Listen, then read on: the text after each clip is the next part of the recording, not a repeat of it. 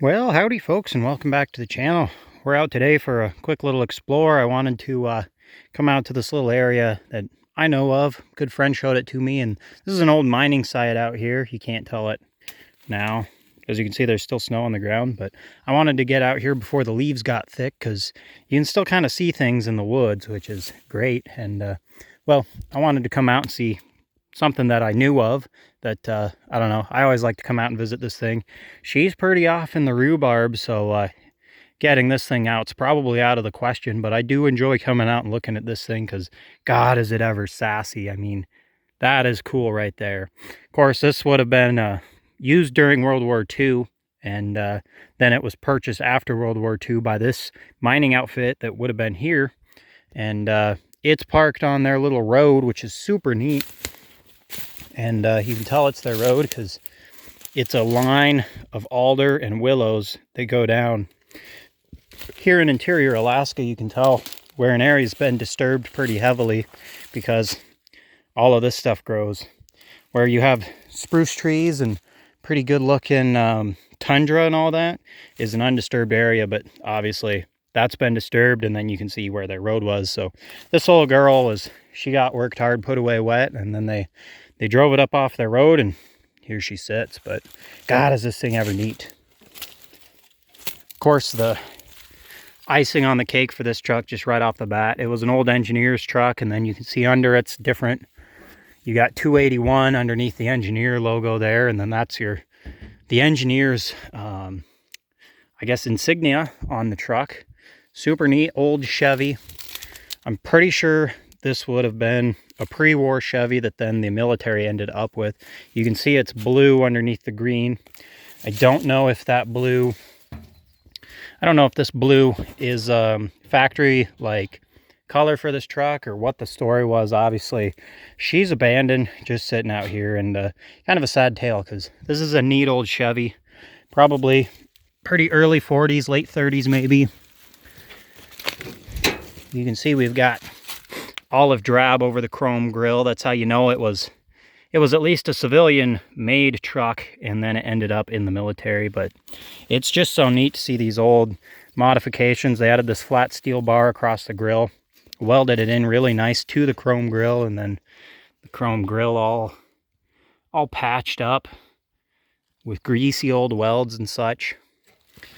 I wanted to come out and quick grab a video of this thing because my buddy he knew about this truck quite a while back, and when he brought me out to show it to me, then he was looking at it and he goes, "Oh my gosh," because the last time he saw this truck, it still had headlight buckets on it and everything, and obviously somebody's come out and they thought they needed those headlight buckets, and so they took them. And unfortunately, I'm waiting for the day that somebody's going to come out and grab the doors, which it's kind of a shame to disturb a beautiful old relic like this in its habitat where it was worked. And so just something neat that I wanted to show you guys. Dirty old bias plies, of course, my favorite. The old stove bolt Chevy. Should be I guess if it's this era, it should be a 216 Chevy stove bolt 6. It might be a 235. I'm not 100% sure when they swap-a-roonied them out. Of course, the kids have already gotten to this poor old girl. She's all littered with bullet holes over there, but the interior's looking great in it. Headliner's still up there. Of course, it still has most of one windshield pane. Glass all broken out of her. Floor's gone. They pulled the transmission, so she must have kablooied the transmission, and that was the last go-around for this old machine. Wonder what this wire was for. Maybe to hold... Oh, maybe it was to hold the windshield into the knob here. That's kind of neat. Before somebody pulled the knob.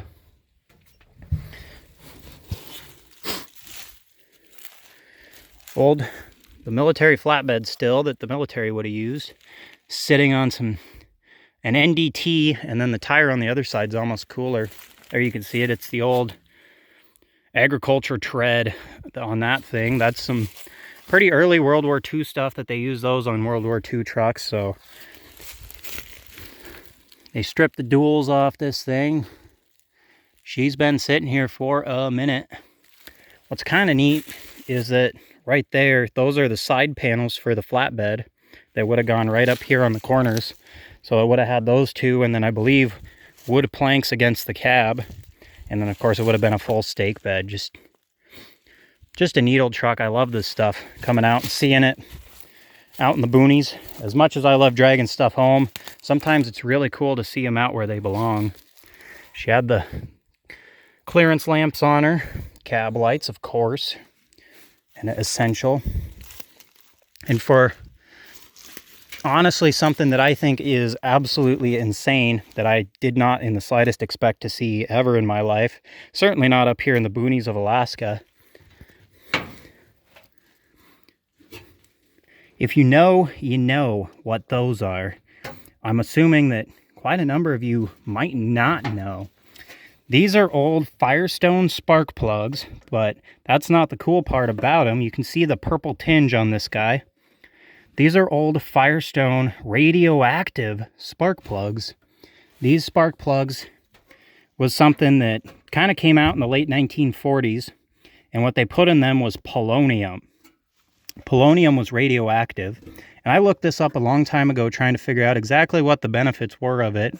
And there was something about the polonium being in the electrode of the spark plug that helped the spark plug spark better.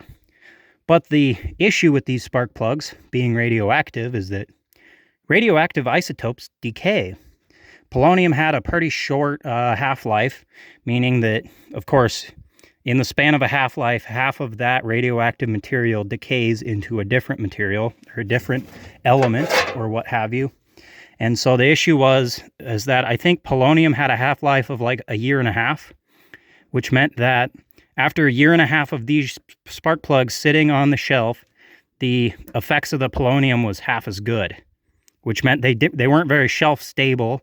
And at the end of that, then I think they were almost worse than regular spark plugs. So polonium spark plugs, I think when I looked it up, they lasted from like maybe 1946 to 1948. But just a wild thing that this old mining operation, they went into town here and probably went to the auto parts store and had some slick salesman talk them into these polonium infused spark plugs or whatever.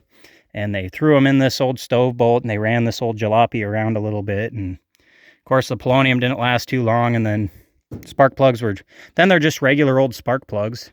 I understand from what I'd researched before that the polonium did help the spark plugs, but like I said, polonium had a pretty short half-life, and so at the end of that half-life, they weren't very effective. But of course, just absolutely wild to see these spark plugs out in action in an old truck.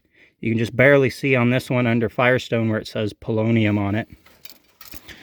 But absolutely bonkers. That is insane that this thing had those in it.